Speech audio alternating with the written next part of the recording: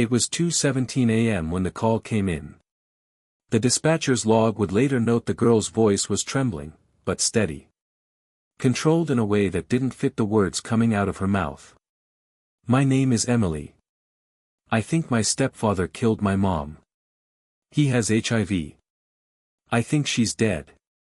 There was a silence on the line after that. Not panic. Not crying. Just silence. As if she had already processed what had happened. As if her mind had moved past grief and was now operating in pure survival mode. Police were dispatched to a small single-story home in a quiet cul-de-sac on the outskirts of Wichita, Kansas. A tidy lawn. A red front door. Porch light still on. The kind of house you drive by without thinking twice. But that night, something inside that house had shifted. And the silence it held would echo far beyond its walls. When officers arrived, Emily was standing in the driveway barefoot, wrapped in a blanket, her eyes blank. Her hands were stained, blood. Dirt? No one was sure. She simply pointed toward the door. Inside, the air was thick. No forced entry. No signs of struggle. Nothing broken, nothing out of place. Except for the body. Laura Bell, 42 years old. Found in the master bedroom. Flat on her back, eyes open. A faint smear of blood beneath her mouth. Skin pale but calm, like she had simply drifted away.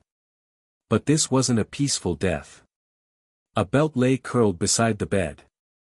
The bruising around her neck spoke louder than words. Her fingernails were broken, on both hands. In the kitchen, officers found a man. Sitting. Pouring himself a drink. Neatly. As if nothing had happened. He didn't try to run. Didn't ask questions. Didn't speak. Just watched them. Then, finally, he said. She knew. She wasn't supposed to say anything. That man was Michael Reese. Her husband of 7 years. Emily's stepfather. At first glance, it looked like a case of domestic violence, a tragic, fatal confrontation between a husband and wife. But then, toxicology came back. And something didn't add up. Laura Bell had tested positive for HIV. Advanced stage. Untreated. And she didn't even know she had it. But Michael did. He'd known for years. So the question wasn't just how she died. It was why she was never told. Why he didn't warn her. And most chilling of all. Was this truly an act of violence in the heat of the moment? Or had it been planned? Authorities didn't have those answers. Not yet. But Emily, she had lived in that house. She had seen things. Heard things. Things that didn't make sense. Things she thought were just odd, until now. She told police about late-night phone calls. About strange medical visits. About whispered arguments behind closed doors. About how her mother had begun losing weight, wearing long sleeves even in summer, and withdrawing from the outside world. How she once caught Michael wiping her mom's toothbrush with something from a syringe. And then, there was the journal.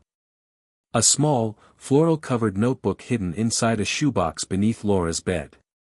In it, she had written just 6 words, over and over, in the weeks before she died. He's sick. But I can't leave. There were no signs of forced entry. But there were signs of something else. Something deliberate. Something cold. And as the investigation would soon uncover, Michael Reese wasn't just a grieving husband. He was hiding something. Something that had started years before he ever met Laura. Something that would tie him to 2 other women, and 2 other disappearances. Emily's 911 call didn't just report a murder. It unraveled a puzzle, layer by layer. And that whisper in the dark. It wasn't just a cry for help. It was the key to a nightmare no one saw coming. Laura Bell used to be the kind of woman who made everyone feel warm. That's what people remembered. Her soft smile. The way she greeted customers at the little bookstore on 5th Street with a nod and a warm, "Hey there." She didn't talk much, didn't seek attention, but she always made you feel seen. Wichita, Kansas, isn't the kind of place you expect horror to bloom. It's slow-moving. Predictable. The biggest news in town might be a farmer's market moving locations or the local church changing pastors. And in a neighborhood just outside city limits, nestled on a quiet cul-de-sac with trimmed hedges and porch swings, the Reese family looked as picture-perfect as it gets. Michael Reese was the quiet type. Tall, soft-spoken, worked nights as a lab technician at the regional hospital. Never raised his voice. Always mowed the lawn on Thursdays. Neighbors knew him, but didn't really know him. He was polite. Private. Laura was his wife. She worked part-time at the bookstore and tutored local kids in reading and math. She had a daughter from a previous marriage, Emily, who was just 9 when Michael came into their lives. At first, it all felt like the happy ending Laura never got the first time. Michael stepped into a father role quickly.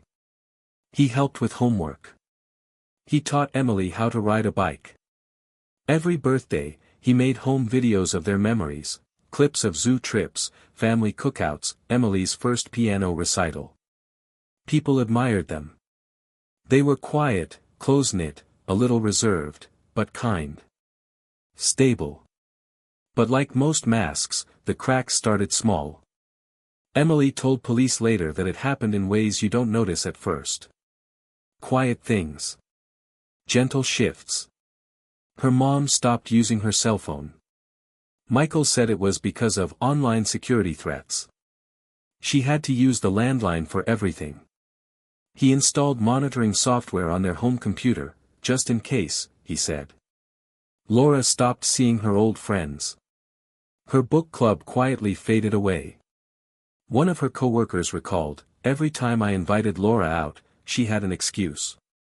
Then, she stopped responding altogether. Emily once overheard her mom on the phone whispering, "He's just trying to protect me." At the time, she believed that. But it got weirder. Emily remembered one night, coming downstairs for water and seeing Michael on the phone in the dark kitchen. His voice was low. Tense. He said things like dosage and reaction time. When she asked, he smiled calmly. Just work stuff. A hospital file mix-up. She let it go. Then Laura got sick. It started slow, weight loss, fatigue, headaches. But it didn't go away. Laura refused to go to the hospital. She'd just say, "I'm fine," or "It's just stress." She began wearing long sleeves, even in July. One afternoon, Emily saw her mother tending to a deep bruise on her shoulder in the bathroom mirror. When their eyes met, Laura didn't say a word. She just looked, tired.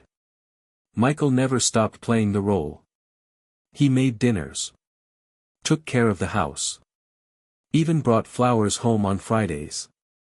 But something about him changed. One night, Laura nearly fell down the stairs. She said she'd taken her pills too close together. Emily checked the medicine cabinet the next day. There were bottles with no labels. Just numbers written in marker. When she asked Michael, he said they were natural supplements from his lab. Great for the liver, he claimed. She didn't believe him. Then came the journal. Emily found it under her mother's bed, inside an old shoebox. A small, pink-covered notebook. Dozens of pages, and on each one, written over and over, were the same 6 words. He's sick. But I can't leave. The last page had something else. It was dated the day before Laura died. If something happens to me, don't believe him. That's when Emily realized this wasn't just a sickness. It was a warning. The night her mother died, Emily had come home late from study group. The house was dark. Too quiet.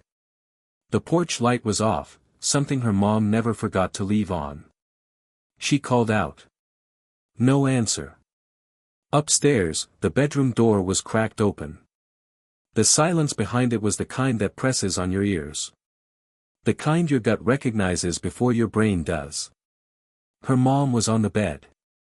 Eyes open. No movement. Emily ran to her, screaming. Her hands touched skin that had already gone cold. Her knees hit the floor. And then she saw Michael. He was in the kitchen. Sitting. Pouring a drink. His hands were clean.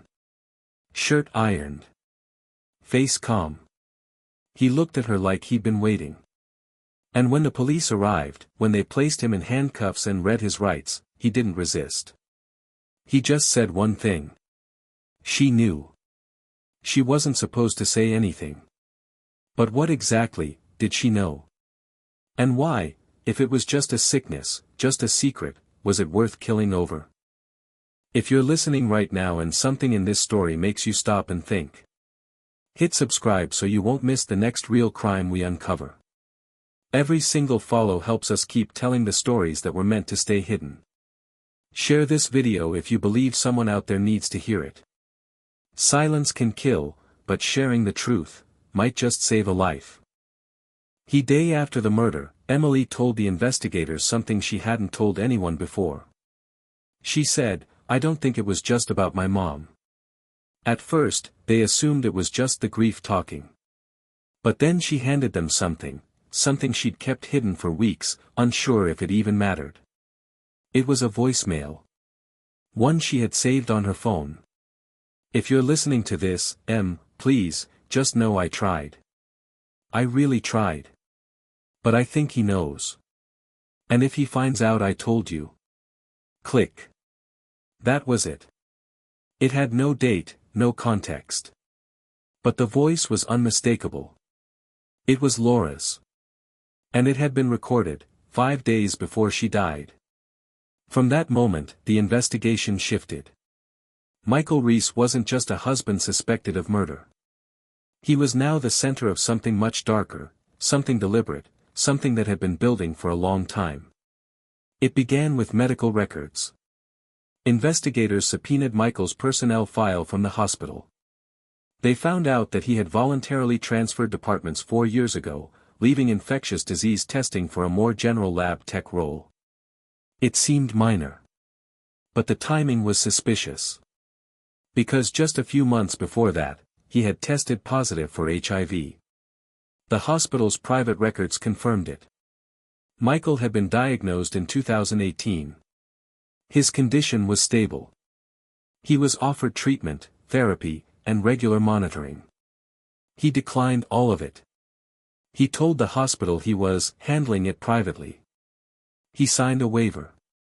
No follow-up. No medication. No disclosure. And by Kansas law, that was legal. But what he did next wasn't. Laura never knew he was HIV positive. Her test came back reactive only after her death. There was no trace of antiviral drugs in her system. No warning. No protection. In other words, it wasn't an accident. This wasn't about a man trying to manage his illness quietly. It was about someone deliberately infecting his partner, and keeping her from finding out. And then, investigators found out she might not have been the first. Michael had been married before. Twice. Both times, he'd moved across states shortly after the marriage ended. The first, in Missouri, had lasted 2 years. The second, in Nebraska, ended after just 9 months. When detectives contacted the first wife, Angela Ford, they were told she had died in 2014.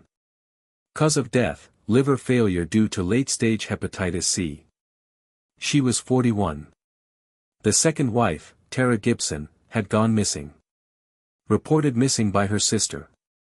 No body. No official charges. Michael claimed she ran off with someone from her church and left a note. The note was never confirmed to be in her handwriting. What both women had in common? They had no known history of substance abuse or high-risk behavior. But their autopsies, when available, told a different story. Angela's autopsy had quietly listed HIV positive under medical history. It had been treated as incidental at the time. No foul play was suspected. She died in hospice care, and Michael never visited her during her final months. That's when investigators saw a pattern. 3 women. 3 quiet, unassuming relationships. And in each case, Michael had something they didn't know, a virus. A secret. A motive. This wasn't random. It was targeted. Calculated. He didn't kill with a gun. He killed with silence. As detectives dug deeper, more unsettling things came to light. Michael had been researching antiviral medications, specifically how they could suppress the virus to undetectable levels. He'd printed out studies. Some were highlighted. But he didn't take any medication himself. Instead, he kept a journal. One that police found hidden inside a box in the garage. It was coded at first, just initials and phrases. But patterns emerged. Notes like L told E about bruises. Neutralized with apology. T became suspicious after 3-month mark. Resisted testing. Night sweats equals progress. There were diagrams. Flow charts. Even estimated timelines, weeks between infection and symptom onset. It read less like a personal journal, and more like a lab experiment. At the top of one page, written in bold. Truth safety. Emily told the police something else. Months before Laura died, Michael had started locking the basement door. He told them it was due to exposed wiring from a leak. But no one had ever seen repairs being done. After the arrest, the police obtained a warrant and forced the door open. What they found wasn't electrical equipment. It was a small refrigeration unit. Inside were vials, unmarked. Dozens of them. Samples of blood. Tissue. Medication. None labeled clearly. Some were stored in sealed Ziploc bags with dates ranging back 5 years. It was a lab. In his home. And at the center of it, was a man who had worked with infectious diseases for nearly a decade, and who now stood accused of using that knowledge for something horrific. One final piece changed everything. A woman came forward. She called anonymously at first, then agreed to meet investigators in person. Her name was Rebecca Miles. She had dated Michael briefly in 2016, before he married Laura. She said she ended the relationship because he was too intense. Possessive. Secretive. But shortly after their breakup, she fell ill. Flu-like symptoms that never fully went away. 2 years later, she was diagnosed with HIV. She never made the connection, until she saw his face on the news. She submitted her medical records and a DNA sample. The match was conclusive. Michael Reese had knowingly infected her, too. And now, it was clear, this wasn't a jealous husband. This wasn't domestic violence in the usual sense. This was a predator. A methodical, quiet predator. Back in Wichita, Emily sat down with detectives once more. She wasn't sure if this part mattered, but she told them anyway. Michael had once told her, in a calm voice, while helping her fix a lamp in the garage. Most people think monsters look like something out of a movie. But the real ones? They're polite. They eat dinner with you. They remember your birthday. And they never raise their voice. At the time, she laughed. Now, she wasn't sure he was joking. The air was different that night. Not just colder. Heavier. Like something was about to happen, though no one could have guessed just how far it would go. Emily had stayed late for her study group at the library. She'd texted her mom at 6:41 p.m., just a simple, "Be home soon. Want anything from the store?" No reply. That wasn't too unusual. Laura sometimes misplaced her phone or turned off notifications when she wasn't feeling well. Still, something about the silence that night unnerved Emily. It sat on her chest the entire drive home. By the time she pulled into the driveway, the house was dark. No porch light. No movement in the windows. She knew immediately, something was wrong. She unlocked the front door and stepped inside. The air felt still. Too still. No hum of the dishwasher. No soft jazz playing from the kitchen speaker. No smell of garlic or leftover coffee. Just quiet. And cold. She called out once. Nothing. Twice. Her voice louder, slightly shaking. Still nothing. She climbed the stairs slowly.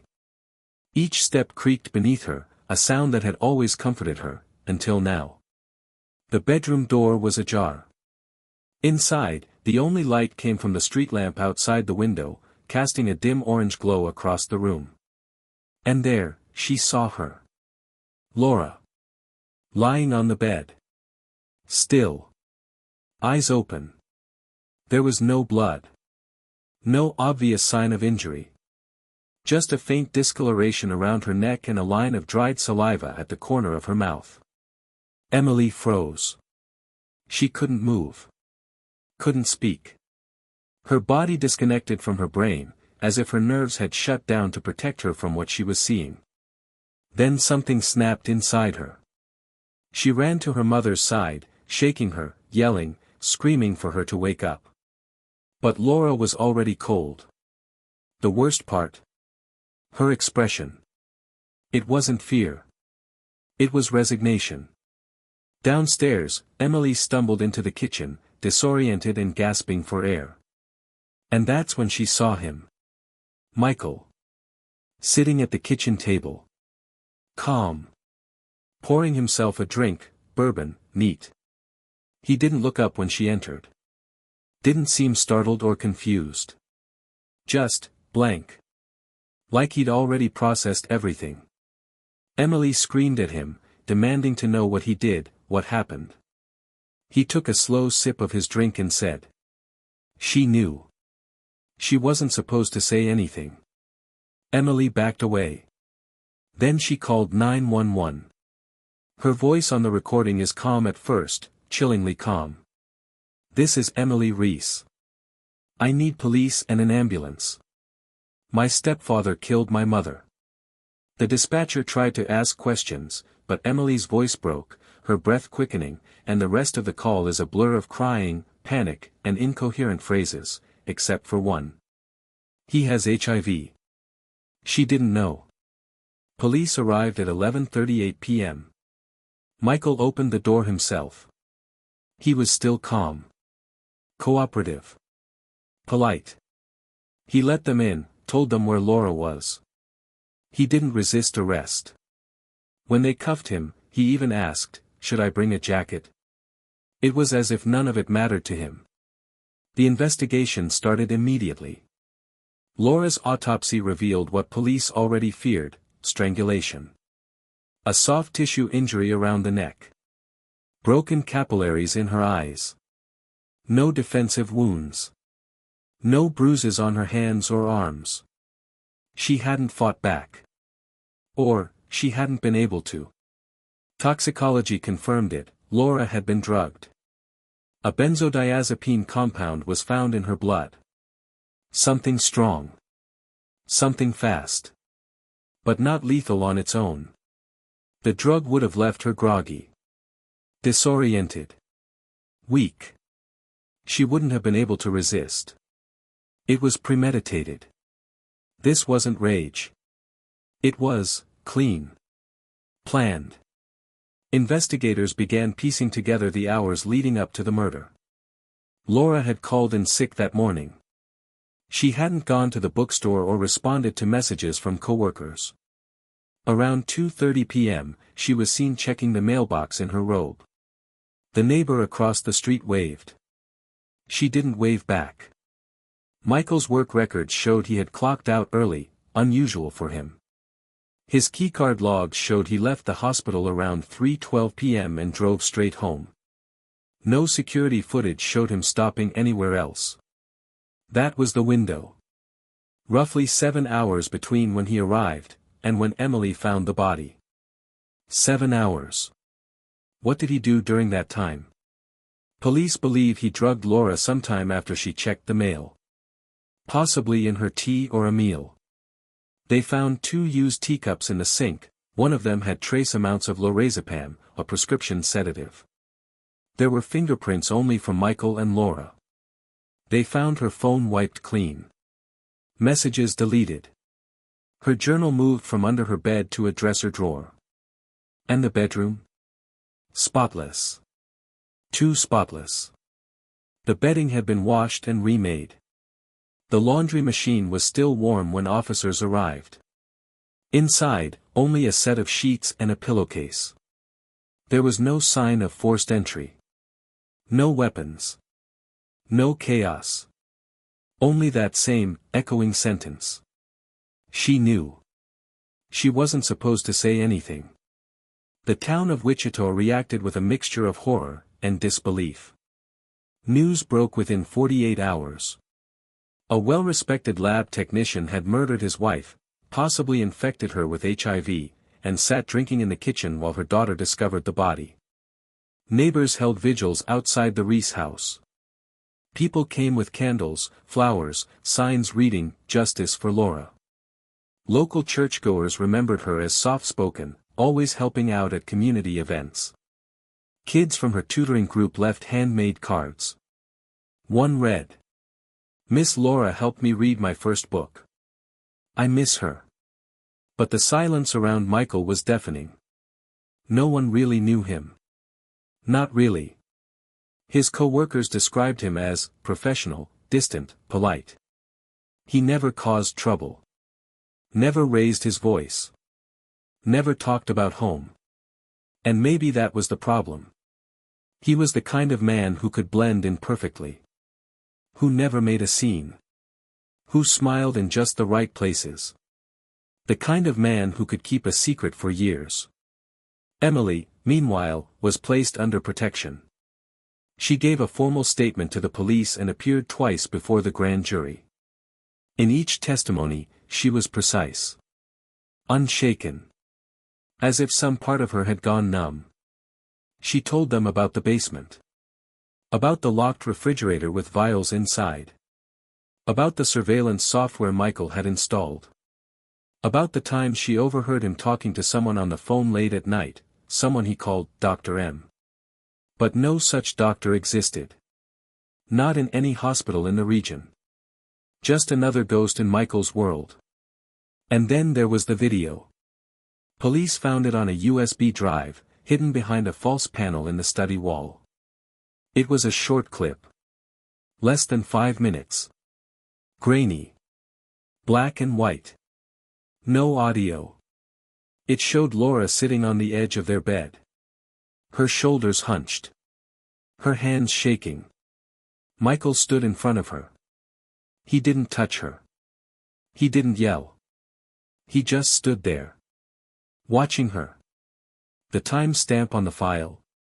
5 days before she died. Why did she stay? People asked that again and again. Why didn't she run? Why didn't she tell someone? But the answers to those questions don't come easily. Sometimes, there is no room to run. Sometimes the cage isn't built with bars, but with doubt, and fear, and silence.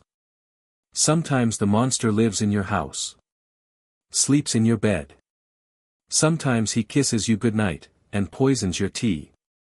The coroner's final report listed cause of death as asphyxiation due to manual strangulation. Contributing factor, sedative intoxication. Underlying condition, advanced untreated HIV infection. But no report could fully capture what happened in that house. Not the look in Laura's eyes. Not the stillness in the air. Not the quiet of a man who murdered without blinking.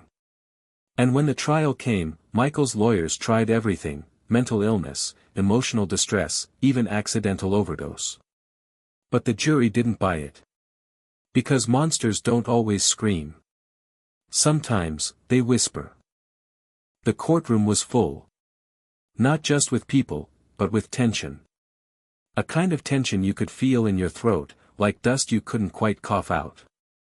Rows of pew-style benches were lined with reporters, neighbors, former co-workers, even total strangers who had followed the case online. At the center of it all was a man in a suit. Michael Reese. Calm. Clean-shaven. Hair combed neatly to the side. He looked like someone's uncle. Or dentist. Or science teacher. Ordinary, forgettable, until you looked closer. Until you saw the flatness behind his eyes. The absence of something. He didn't seem nervous. He didn't look angry. He barely looked present. The prosecution opened with the recording, the 911 call from Emily. Then the autopsy photos. Then the journal. Then the hidden blood samples, the sedatives, the hidden video. Piece by piece, they assembled a story not of passion or rage, but of planning. Of cold calculation. Of someone who didn't just want to hide a deadly secret, but to use it. Emily was the first witness. She walked into that courtroom like someone twice her age. Composed. Controlled. Wearing her mother's favorite green scarf. When asked to recall the night she found Laura, she didn't cry. She didn't shake. Her voice didn't waver. She just told the truth. He was drinking whiskey. He said, she knew. She wasn't supposed to say anything. Then he just sat there. The defense attorney tried to discredit her. Said her memory could be tainted by trauma. That she was under emotional influence. That her feelings for her stepfather had been complicated. Emily looked him in the eye and said. He didn't feel complicated. He felt dangerous. The prosecution's case focused not just on the murder, but on intention. They brought in medical experts to explain how HIV works. How treatment could suppress it. How someone could live a full life with it. But untreated, especially when deliberately kept hidden, it could be used as a weapon. They showed Michael's medical records. They showed the signed waivers, the refusals to take medication, the lab data that had been altered to hide his diagnosis. They played a recording of a voicemail he left for a colleague, one he didn't know was being monitored. Let's just say I'm doing my own version of clinical trials. Real-world data. Controlled environment. The room fell silent after that. Some jurors looked away. One woman on the front bench wept into a tissue. Michael's defense team tried to paint a different picture. They argued that he had a history of mental illness. That he suffered from undiagnosed schizophrenia, possibly dissociative identity disorder. That he hadn't fully grasped what he was doing. But the psychiatric evaluation told a different story. He was sane. Entirely. In control. Capable of understanding consequences. He simply didn't care. The prosecution called it narcissistic sadism. A man who believed he was smarter than everyone else. Who believed the rules didn't apply to him. Who thought he could do anything, so long as he wore the right mask. The jury took 5 hours to deliberate. They came back with a unanimous verdict. Guilty on all counts. First-degree murder. Intentional transmission of a communicable disease. Tampering with medical records. Abuse of a vulnerable adult. Sentencing came 2 weeks later. Michael Reese was sentenced to life in prison without the possibility of parole. No reaction. No apology. Not even a glance toward Emily. He simply adjusted his tie, stood when told, and was led out of the courtroom in cuffs. And that, most people thought, would be the end of it.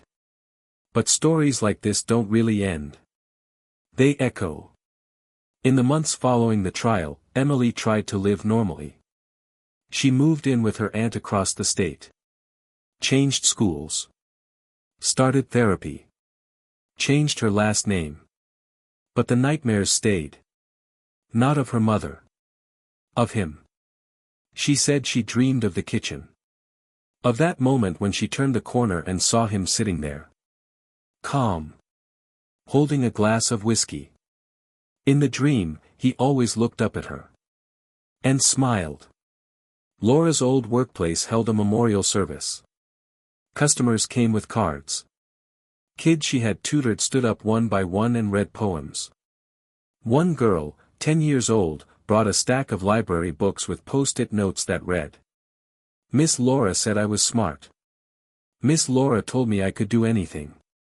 The bookstore created a scholarship in her name, for young girls who wanted to become teachers. The house where it all happened was sold.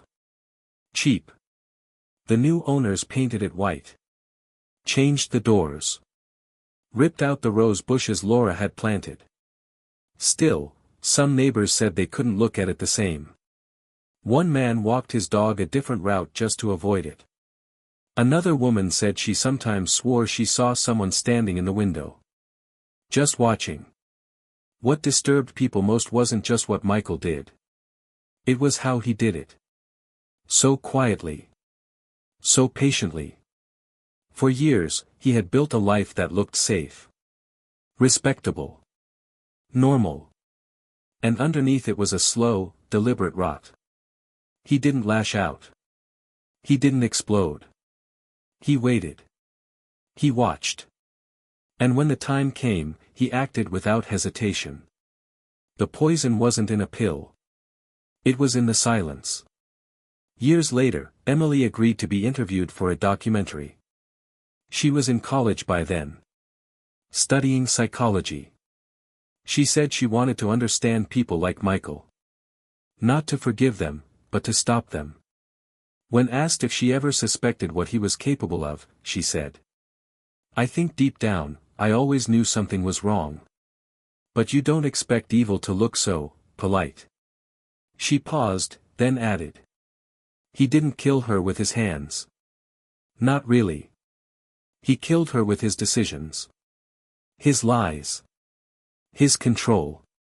When asked if she missed her mother, she didn't cry. She just smiled, tired, but real. Every day. But I'm still here. That means something. The Reese case would go on to influence changes in Kansas health policy. A new bill required patients diagnosed with communicable diseases to sign treatment advisories and undergo routine check-ins. A mandatory partner notification system was also introduced. They called it Laura's Law. But even with legislation, justice felt incomplete. Because no law can give back what was taken. No prison sentence can restore what was lost. What remains is memory. A teenage girl standing barefoot in a driveway. A man sipping whiskey while a body cools upstairs. A journal with one haunting line repeated again and again. He's sick. But I can't leave. And in the end, maybe that's what evil really is. Not just rage. Not just cruelty. But the belief that you own someone else's truth. That silence is yours to command. That someone else's life belongs to you. After the verdict, the headlines disappeared faster than anyone expected. News cycles moved on. The public's attention shifted to newer tragedies, fresher scandals. But for those who lived it, the ones who had seen the crime scene, heard the courtroom gasps, or buried someone they loved, the story didn't end. It just sank deeper. For Emily, closure didn't come with a prison sentence. Michael was gone, locked away for life, but the echoes of what he'd done stayed. In the empty spaces. The small silences that no one else noticed. Like how she flinched when someone knocked too loud. Or the way she double-checked the lock 3 times before bed. She once told her therapist, I don't know how to live in a world where someone like him existed in my home and I didn't know. And that's the wound no court can heal. People asked, why didn't Laura leave? Why didn't she tell someone? But those questions assume safety is always an option. It isn't. Control doesn't always look like bruises. Sometimes, it's subtle. Soft. A slow erasure of self. Michael didn't shout. He didn't hit. He isolated. He monitored. He manipulated. He built a cage out of concern. He wrapped Laura in dependence, cutting off her friends, limiting her privacy, explaining it all as protection.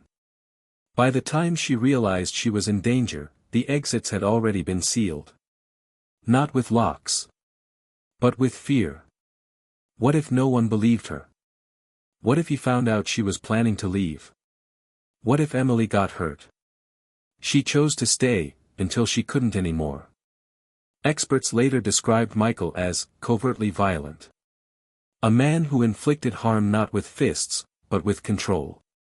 With silence. With lies so tightly woven, they became his truth. He didn't need to rage. He just needed to wait. In court, a forensic psychiatrist put it this way. He didn't see her as a person. He saw her as a subject. A variable in his private experiment. In his mind, her life, and death, were data points. The case rattled the medical community. Michael had worked in diagnostic labs for over a decade. He had access to sensitive data, experimental medications, and enough knowledge to weaponize his own illness. Hospitals across the state quietly reviewed their staff access protocols. At least 2 medical facilities updated their internal reporting systems to prevent similar manipulation. Privately, many admitted the same fear: if someone so quiet, so ordinary, could carry out something so calculated, who else might be out there? What other monsters were hiding behind the mask of professionalism? But not everything was policy and prevention. Some changes were quieter. Personal. A nurse at the local clinic said she now keeps a list on her phone, people she checks on weekly. Just in case they go quiet too long. The bookstore where Laura worked added a sign near the register. You are not alone. Ask for help if you need it. It was handwritten. Simple. But it stayed. And people noticed. One customer, a woman in her 60s, left a note one afternoon. It read. He doesn't hit me, but I'm scared all the time. Thank you for this. No one knows what happened to her. But she never came in alone again. Emily never went back to the house. She couldn't. The new owners painted over everything, even the front walk where Laura used to write chalk messages. But Emily said the walls still smelled like fear. She left behind photos, furniture, keepsakes. Everything. Except the journal. She kept that. She didn't read it often. She didn't need to. The words were etched in her memory. He's sick. But I can't leave. He's sick. But I can't leave. He's sick. But I can't leave. Page after page. A cry for help no one heard in time. Years later, when asked if she ever forgave Michael, Emily answered without hesitation. No. I don't believe everyone deserves forgiveness. Especially not people who never ask for it. Then she paused. But I forgave myself. For not seeing it. For surviving it. That mattered more. Because survival is never passive. It takes strength to walk away. And even more to keep walking after everything's gone. Michael remained silent through his sentence. No appeals. No interviews. No statements. One reporter tried to visit him in prison. He declined. Another sent a letter, no reply. A year later, someone from a crime podcast received a response. It was one line. It was never about her. That was all. Not even her name. Just erasure, once again. But Laura was never erased. Not really. She lived on in ripples. In the scholarship fund. In the community center bulletin board. In the bookshelf her coworkers refused to empty. And in Emily. Who started studying criminal psychology. She told a classmate once, "I used to think monsters looked like shadows. But they don't. They look like men who mow their lawn every Saturday." And that's what people struggle with most. The ordinariness.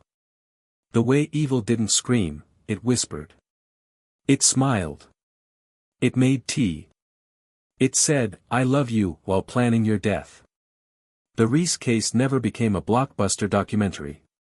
There were no Netflix specials. No best-selling books. It was too quiet. Too clinical. Too real. But in the margins, it mattered. In classrooms. In courtrooms. In quiet conversations between friends. It became a symbol of what control can look like when no one's watching. A warning that you don't have to be hit to be hurt. A reminder that sometimes the most dangerous people are the ones who never raise their voice. And a truth, hard-earned. When someone starts making you smaller, piece by piece, that's not love. That's a red flag. And you don't need bruises to leave. Some stories stay with you. Not because of how loud they were, but because of how quietly they unfolded. Laura Bell didn't die in a dramatic shootout. There was no chase. No blood-soaked headlines. No screaming confession. She died in her own bedroom. By the hands of someone she trusted. And in the silence that followed, the world kept turning. People went to work. Kids went to school. The mail still arrived on time. But for the people who knew her, for Emily, for her co-workers, for the strangers who read her name in a newspaper, something changed. They started asking questions. Questions they had never asked before. What if someone I love is hiding something? What does control really look like? How do I know when safety has become a trap? And those are the right questions. Because Laura's story isn't just about one man's evil. It's about how evil wears a face we recognize. A voice we trust. A presence that doesn't frighten, until it's far too late. In the end, Michael Reese didn't kill because he was angry. He killed because he believed he could. Because he thought her silence belonged to him. Because he had made a habit out of taking, and never expected to be stopped. But he was. Not by law. By her daughter. By one terrified 17-year-old girl who made a phone call. A single sentence that broke the silence. "My stepfather has HIV, and I think he killed my mom." That call saved a life. Maybe more than one. So what can we learn from this? What stays after the headlines fade? That evil doesn't always announce itself. That danger doesn't always knock. Sometimes, it's already inside. Smiling. Pouring a drink. Waiting. If you take anything from Laura's story, let it be this. If someone makes you feel smaller, weaker, or afraid, you don't owe them silence. If something feels wrong, it probably is. If your gut is whispering, listen. And if you're in a situation like Laura was, isolated, afraid, unsure where to turn, please remember. There is help. You are not alone. Talk to a friend. A neighbor. A teacher. A doctor. A hotline. Anyone. Sometimes the first step is just saying, "I don't feel safe." And that's enough to start a change. Because no one should be remembered only for how they died. Laura should be remembered for how she lived. She read bedtime stories. She baked lemon muffins on Saturdays. She taught a little girl to believe in herself. And in the end, even when she was too weak to fight, she left behind a message, on paper, in ink, in the margins of her life. If something happens to me, don't believe him. That wasn't just a warning. That was courage. The kind that speaks even after you're gone. So we tell these stories. Not to dwell on tragedy. But to shine a light. To remind people that monsters still exist, but so do the ones who fight them. And sometimes, they fight with nothing but a whisper. If this story moved you, disturbed you, made you think, don't let it end here. Subscribe to this channel for more true crime stories that reveal the darkness behind the mask. Share this video. Someone out there may need it. And remember, your voice can break the silence. Use it. Thank you for watching. And be safe.